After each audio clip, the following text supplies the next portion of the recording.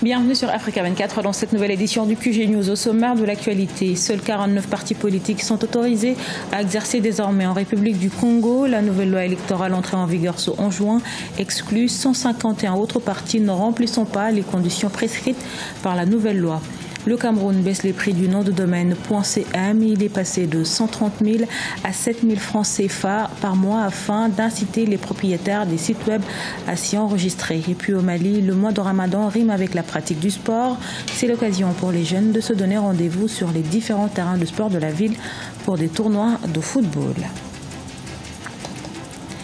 Ils étaient une multitude de partis politiques en exercice au Congo. Ils ne seront dorénavant que 49 reconnus.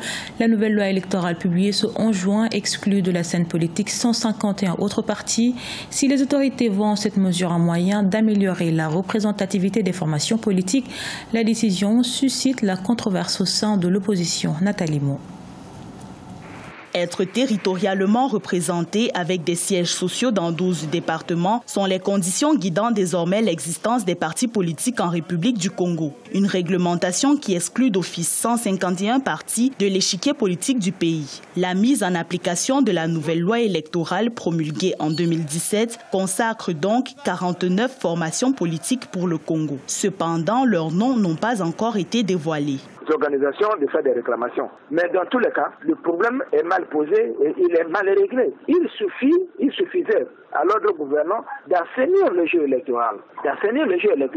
À partir de ce moment-là, des petits partis, dans une élection libre et transparente, les partis vont disparaître seuls. Au sein de l'opposition, cette décision a suscité de vives réactions. Énonçant le principe de non-rétroactivité de la loi, certains leaders ont contesté la mise à l'écart des partis créés avant la promulgation de la présente loi. Notre parti, l'UPRN, a été créé en 1990. La loi de 2017 en réalité ne nous concerne pas, mais plutôt tous les partis créés après la promulgation de cette loi. Nous vous demandons seulement d'appliquer la loi parce qu'elle n'a pas d'effet rétroactif. Le 11 juin, date de l'application de ce texte, 9 associations politiques sur 300 que compte le Congo ont été maintenues. En réduisant le nombre de partis dans le pays, le gouvernement souhaite impulser l'émergence de grandes formations politiques plus représentatives. .cm, c'est l'extension géographique du Cameroun afin de le rendre accessible à tous. L'Agence nationale des technologies de l'information et de la communication a baissé le coût d'achat de cette extension de 130 000 francs CFA. Il est désormais à 7 000 francs CFA par an. Objectif, inciter les propriétaires des sites web à s'y enregistrer et à héberger leur plateforme à l'intérieur du pays. Reportage de notre correspondante Viviane Bauken. L'Agence nationale des technologies de l'information et de la communication ANTIC, cette structure chargée de la vulgarisation de l'identité numérique au Cameroun, veut vulgariser le code numérique du Cameroun .cm sur Internet, mais aussi en finir avec les nombreuses difficultés qui déprécient la crédibilité de cette structure. Aujourd'hui, nous avons tendance plutôt à aller héberger, sinon à acheter les noms de domaine, même s'il s'agit du .cm, quelle que soit la nature du domaine à l'extérieur, parce que là-bas, les entreprises qui fournissent ces services-là sont crédibles, fournissent un service de qualité, surtout un service permanent. Toute chose que nous ne retrouvons pas dans notre contexte. Pour les experts et les propriétaires de sites web, la baisse du prix d'achat du domaine .cm de 130 000 à 7 000 francs CFA est certes appréciable, mais cela ne garantit en rien la qualité du service offert. Le nom de domaine d'extension .cm, nous ne pouvons pas être pressés d'y aller parce que nous sommes convaincus que l'accueil ne sera pas des plus agréables. Vous aurez affaire très certainement aux personnes qui n'ont pas encore intégré la conscience que le client est roi. Parce que, voyez-vous, quand je prends un point online, comme maintenant je viens de prendre toutes mes intentions, c'est point online, mais je suis pris dans une entreprise à l'étranger où, pour peu que j'ai des problèmes, rien qu'à travers le chat, on échange. Ils me disent, écoutez, à ce niveau, procède ainsi. Dès que vous finissez, ils vous demandent est-ce que ça suffit. Selon les statistiques en 2016, l'Antique dénombrait environ 53 500 sites web enregistrés avec le nom de domaine .cm. Face à la réticence des clients, l'Antique promet d'être plus diligente dans le traitement des dossiers d'obtention de ce nom de domaine. 2,9%, c'est le taux de la croissance prévu pour la Tunisie en 2019. Chaque année, à travers des consultations bilatérales, une mission des services du Fonds monétaire international sera en Tunisie pour recueillir des données économiques et financières. Ce rapport est rédigé sur la solidité économique du pays. Essatou Diaman Kabesland. 2018, la Tunisie devrait réaliser un taux de croissance de son produit intérieur brut de 2,4% et de 2,9% en 2019, selon les prévisions du Fonds monétaire international, publiées mardi 12 juin 2018 dans un communiqué issu des consultations de l'année 2017. Ce beau record économique s'inscrit pour la première fois depuis 4 ans. La croissance signifie une augmentation des actifs dans le pays, ce qui signifie que les agents économiques ont été performants. Ce que cela signifie également, c'est interroger la gouvernance économique du pays. Cette croissance affichée et reconnue par les institutions internationales signifie un regain d'ingéniosité du gouvernement à redistribuer les fruits de la croissance afin d'avoir une situation socio-économique stable.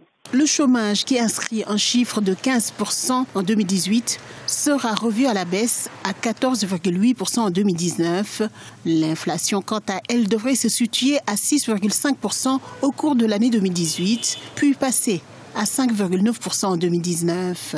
Donc, comme tous les pays africains qui présentent une croissance positive, si on peut faire ce pléonasme-là, la Tunisie devrait éviter le piège d'une croissance macroéconomique qui ne profite rien qu'aux chiffres et aux grandes entreprises, notamment aux multinationales, au détriment de la classe moyenne, des PME et PMI du pays et surtout de la partie pauvre de la population. La dette publique sera de l'ordre de 73,1% du PIB en 2018 et devra poursuivre sa hausse en 2019 pour se situer à 73,3%. La même chose est observée pour la dette extérieure qui passera de 83,7% du PIB en 2018 à 85,5% en 2019. Enfin, les investissements directs étrangers qui représentent 2% du PIB en 2018 devront passer à 2,5% en 2019. Au Mali, si le ramadan est une période de pénitence, il est aussi une période de réjouissance pour la jeunesse malienne. En effet, après la rupture du jeûne, les jeunes se donnent rendez-vous sur les différents terrains de sport de la ville pour des tournois de football. Plusieurs équipes s'affrontent pendant toute la période du jeûne. Reportage à Bamako de notre correspondant Mokhtar Bari. Le Mali est connu pour sa forte tradition islamique. Si la période du ramadan est un moment de dévotion et de sacrifice, elle est aussi une période de solidarité et de réjouissance. Il va sans dire que durant cette période, il est bien plus difficile aux fidèles musulmans de mener certaines activités physiques. Au Mali, pour ne pas se passer de leur sport favori, le football, certains jeunes disputent de petites rencontres après la rupture du jeûne. La coupe même s'appelle Coupe Donald. On organise ça chaque année. Nous sommes à notre 5e édition cette fois-ci. Il y a tellement de monde qui sort. Les gens viennent massivement, très massivement, chaque soir pour venir assister au match. Et ça donne du divertissement à tout le monde et les jeunes s'épanouissent. À la tombée de la nuit, le boulevard de l'indépendance de Bamako grouille du monde. Jusqu'à 3 h du matin environ, les équipes de foot s'affrontent dans un tournoi qui oppose des quartiers, parfois des expatriés résidant au Mali. Ce tournoi permet aux jeunes des communes de Bamako d'occuper leur temps, mais aussi de se connaître. Pendant le ramadan, nous sommes à la maison. On passe toute la journée, on jeûne. Donc la nuit, on a besoin de se divertir.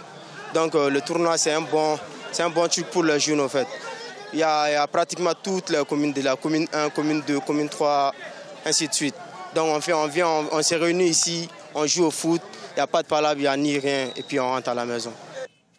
Le pilote des différents tournois se joueront à la veille du ramadan. Ce tournoi qui fait la promotion de l'intégration africaine est aussi une expression de la laïcité. Dans le reste de l'actualité, malgré ces 5 tentatives malheureuses, le Maroc a décidé de persévérer. Le royaume chérifien, qui n'a pas été retenu pour organiser le mondial 2026, sera candidat pour le suivant en 2030. La nouvelle a été officialisée ce jeudi par le ministre marocain des Sports, Rachid Talbi Alami. Le Maroc espère toujours devenir le second pays du continent après l'Afrique du Sud en 2010 à accueillir l'événement. Ce journal a été réalisé par l'ensemble de la rédaction. Merci pour votre fidélité. Dans un instant, une nouvelle édition de l'actualité sur Africa 24.